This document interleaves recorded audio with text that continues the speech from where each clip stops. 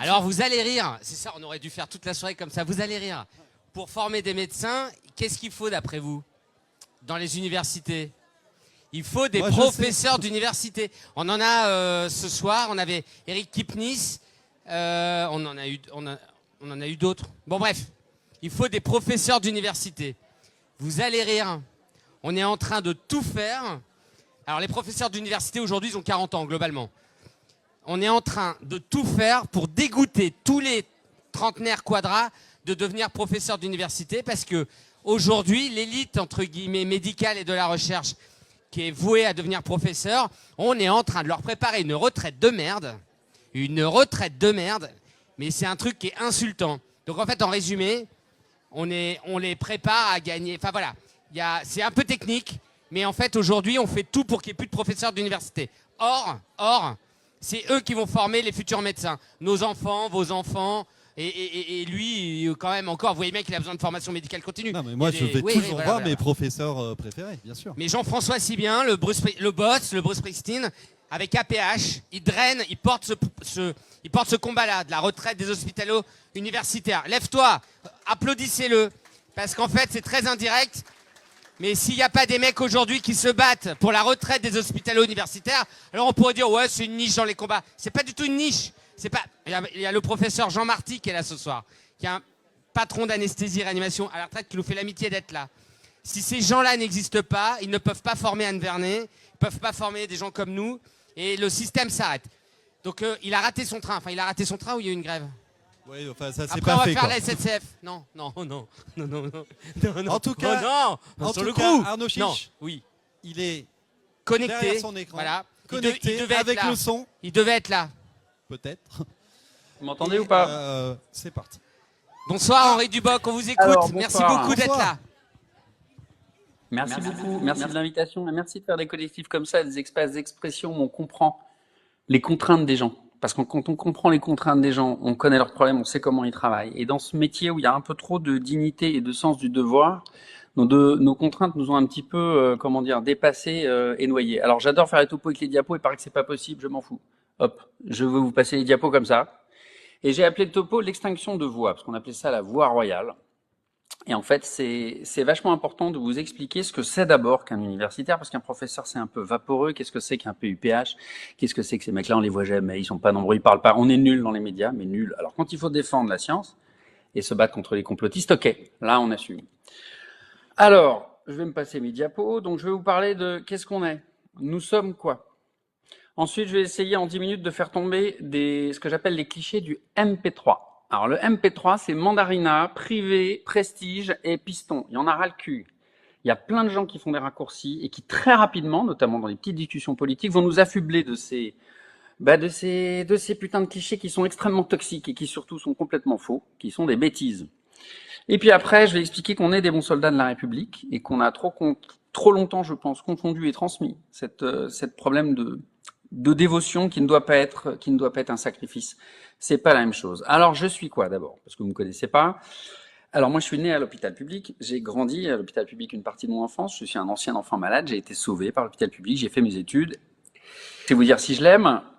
La légende veut que j'ai été conçu dans une chambre de garde. Donc, j'étais même pas un spermatozoïde, que j'étais déjà à l'hôpital public. Donc, c'est pour vous dire que j'aime beaucoup la structure et que c'est vraiment la famille. Et que ça, c'est une dimension qui nous échappe jamais. Quand on est à l'hôpital, on est quelque part dans une famille. Alors maintenant, je vais vous parler de ce qu'on est, les HU, hospitalo-universitaires. Eh ben, on a statutairement des casquettes. Les voilà. Alors ça, c'est ma femme à côté qui aussi est hospitalo-universitaire. On en a 3 statutaires. Le soin RGD, le rare, le grave, le difficile, et le SC, le soin courant. Il y a plein d'hôpitaux universitaires qui, contrairement à ce que dit le politique, a compris que le territoire est vachement important et que le soin courant et la coordination, c'est important. C'est une dimension qui nous est arrivée. Et puis, vous avez l'enseignement. Ça passe mal, hein, mais bon, ça passe un peu. Et la recherche. L'enseignement, c'est terminer l'enseignement à la papa, à la con, avec les PowerPoint de merde, d'accord, et où les amphis à moitié vides. Il y a de la science de la pédagogie. On essaie de faire du mieux qu'on peut. On investit. On demande à tous nos candidats hospitalo-universitaires de se former aux méthodes de pédagogie moderne, et derrière, la courroie de transmission, elle a du mal parce qu'on n'est pas assez nombreux. Et puis, évidemment, la recherche et l'innovation thérapeutique. Puis, il y a des casquettes qui se sont rajoutées, qui sont le management. C'est le management. C'est vachement à la mode, le management. Donc, Henri, il n'y a pas d'infirmière ce matin dans le service. Tu veux bien faire les perfs? Et puis, il y a le monsieur emmené à la radio pour faire, tu vois, ça, c'est ça le management. Donc, quand vous êtes chef de service à l'hôpital, vous êtes chef de rien. Hein, puisque vous êtes vaguement peut-être chef du mec que vous allez pouvoir nommer. Et puis, en fait, vous êtes chef de tout un tas d'emmerdes sur lesquelles vous avez zéro solution, puisque vous n'avez même pas le pouvoir de les résoudre. Donc, le management, c'est bien gentil, mais on essaye quand même. On essaye de gérer. Moi, par exemple, mon quotidien, c'est avoir 8 lits au lieu de 24. Et donc, de gérer des cohortes de malades que je sais pas foutre, où je vais les caser dans des plumards. Et puis, vous avez une autre casquette qui était venue, qui est le territoire. C'est bien, enfin le CHU. Alors, la province n'a pas ce problème-là, mais Paris a cet énorme problème de pas comprendre. Les professeurs de Paris, il y a un problème, il y a trop de choses qui se passent à Paris. J'en fais partie, hein. Mais ils ont compris un peu le territoire et cette casquette-là est importante. Et alors, si je continue, je vous avais fait cette petite photo. Voilà, les hommes providentiels, ça n'existe pas. Quand on veut enfiler 25 costards à la fois, dont la costard de Superman, tiens, qui c'est qui m'envoie? Arnaud. Attends, Arnaud, qu'est-ce que tu me dis? Tu me dis, purée, t'es fort. C'est gentil, ça! Ah, c'est gentil, ça. Merci, Arnaud. Tu vois, je suis là quand même un peu. Bon, alors, mais heureusement, il y a WhatsApp et il y a la technologie. Et du coup, j'ai paumé mon topo. Mais c'est pas grave, j'y suis. Donc, le territoire, enfin, les HU ont compris, et je peux vous donner plein d'endroits où j'ai des professeurs qui s'en vont, qui prennent leur caisse et qui vont consulter à droite, à gauche, à 50 km. Et donc, le problème, c'est le Superman, là, qui a enfilé toutes les casquettes. Vous voyez la tête, là? Voilà, quand on veut jouer à ça. On finit comme ça. On fait mal et on se crache. Ça n'existe pas, les hommes providentiels, on est que des équipes. Et donc, on est en burn-out. On va pas bien.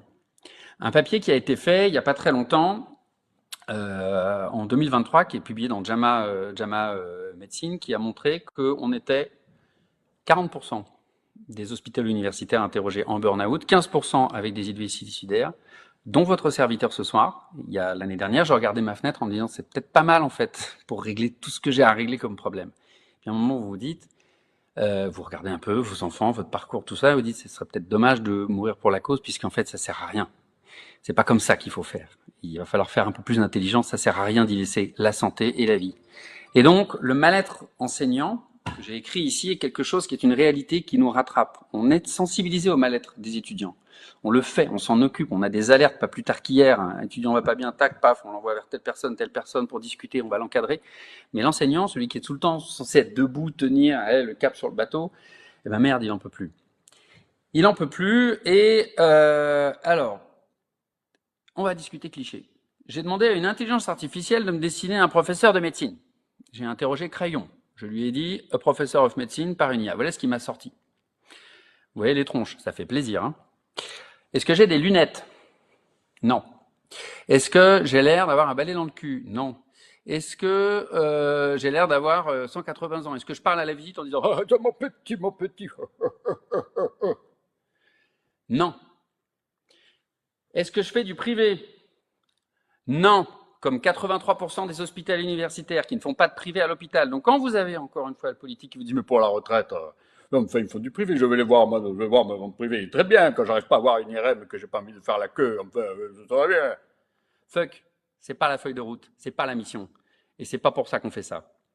Donc quand on vous dit que tout va se régler avec ça, c'est pas vrai. Ce n'est pas notre feuille de route et ce n'est pas ce qu'on fait en majorité. Je n'ai absolument aucun problème avec les gens qui font du privé. Mais il faut arrêter de nous servir cette excuse à chaque fois. Alors, je vous fais rapidement tomber le mythe du piston, puisqu'un jour je dînais avec Martin Hirsch, donc là il y avait des pistons avec une croix.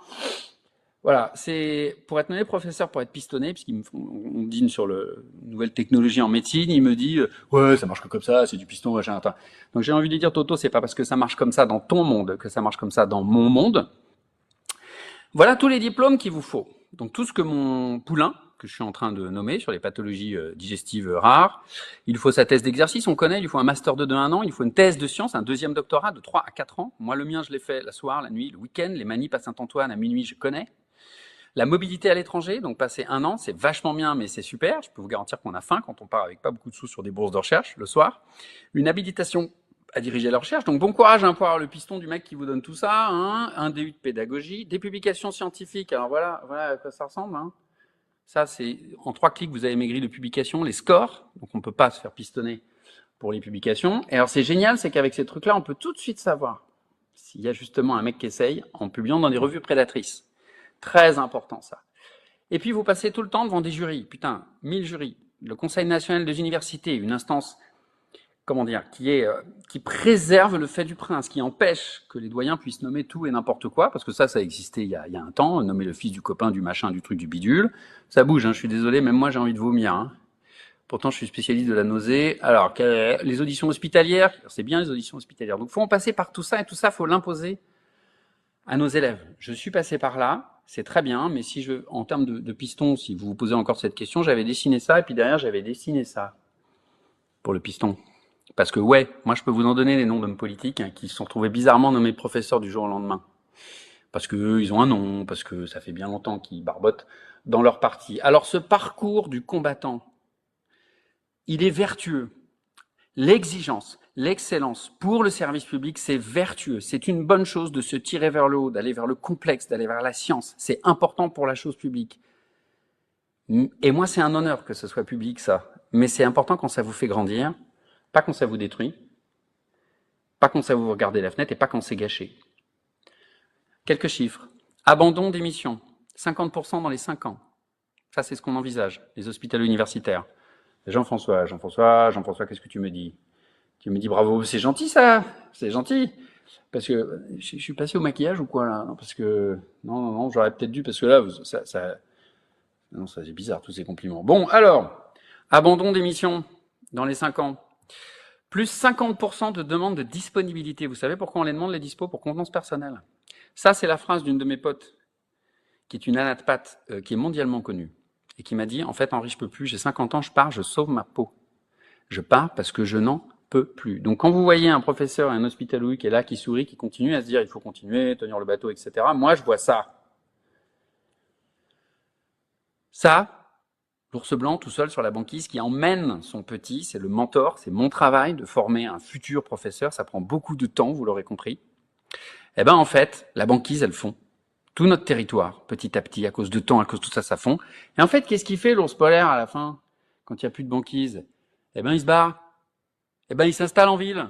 Ouais, eh ben, il part en ville. Eh ben, c'est pas un problème, il est parti en ville. Très bien, moi, j'en ai rien à foutre, je peux poser ma plaque et demander 500 balles la consulte. Mais en fait, tout ce temps qui a été mis pour faire en sorte de faire cette courroie de transmission sur l'éducation, sur la santé, eh ben, elle est perdue pour la chose publique quand on fait ça. Et ça, c'est pas une bonne chose, parce que pour l'instant, il n'y a pas la structure à le côté, et pour l'instant, on n'a pas du tout envie d'avoir des facs privées.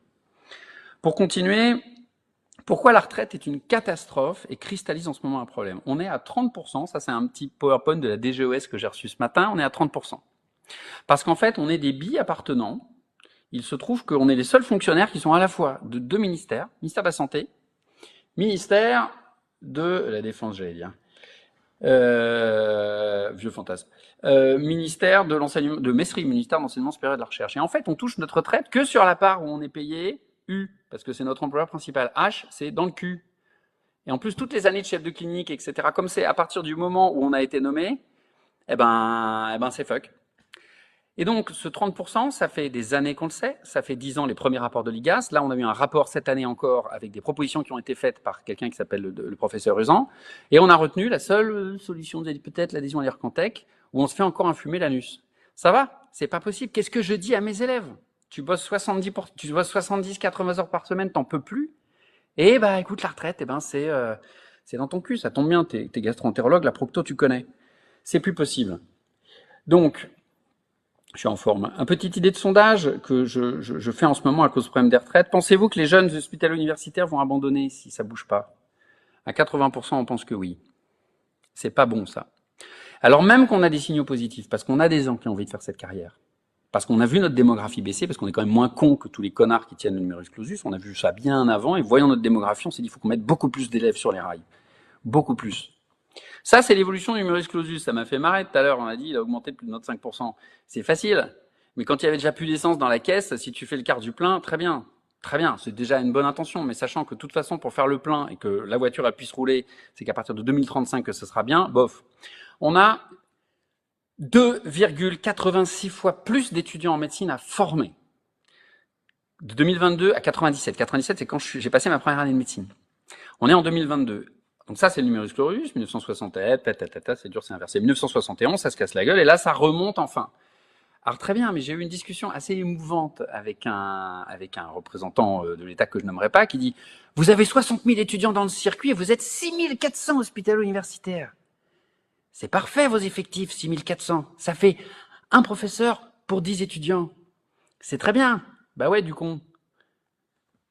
Il y a 69 matières. Il y a 367 items en médecine. Il y a je ne sais combien de situations de départ. Donc je ne vais pas enseigner 69 matières à 10 étudiants. D'accord? Non.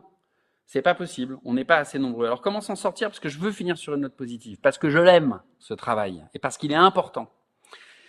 Plus de H. Bien sûr qu'il faut des hospitaliers, bien sûr qu'il nous faut des Anne Vernet, il nous faut des Jean-François Sibien, il nous faut des Sophie Narcisse. Il n'y a pas d'homme providentiel, il n'y a que des équipes. Et c'est comme ça que ça fonctionne. Et là, vous savez ce qui ne va pas sur cette diapo? Il n'y a pas assez de mains. C'est ça qu'il faut. Il faut des grandes équipes, il faut les dimensionner correctement. Ça suffit l'isolement, c'est trop petit. Il faut garder l'exigence. Il faut garder des candidats et des gens qui soient bons. Il faut vraiment ça. Mais il faut les nommer plus facilement. Et aussi pouvoir les virer plus facilement. Parce que vous en avez aussi qui sont une fois nommés, qui dorment. Hein, et ça m'énerve aussi. Et puis, je termine. C'est la première fois que je fais un topo avec des diapos comme ça. Hein. Il faut évidemment revoir nos statuts. On est censé bosser 11 demi-journées. Le samedi est obligatoire. Matin, très bien. Il faut répartir les casquettes. Au Canada, vous faites soit l'enseignement, soit la recherche. Vous avez touché aux deux, etc. Il faut mesurer le travail. Putain, remplir les classeurs Excel et nos heures. Parce que quand on mesure ce qu'on fait les anesthésistes, c'est bon. Et ben, quand on mesure le travail, on peut aller voir les scribouillards du classeur Excel en leur disant tiens, regarde, Toto, là, il y a un petit problème là en termes de droit du travail, tout ça, quoi. Et la retraite, j'ai terminé par merde à la fin. Merde à la fin. Il y a eu un rapport, professeur Usan, on l'applique, et basta, parce qu'on n'a pas de temps à perdre. Voilà.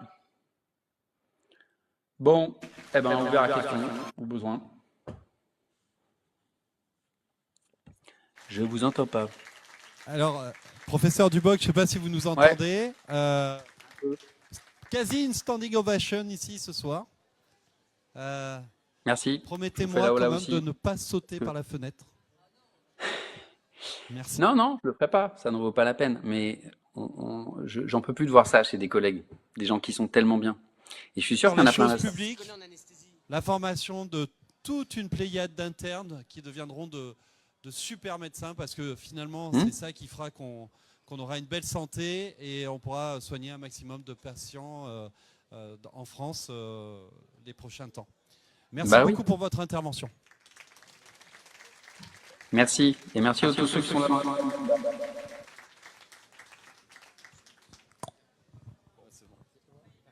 Il est parti. Merci Henri. Si tu me vois sur YouTube.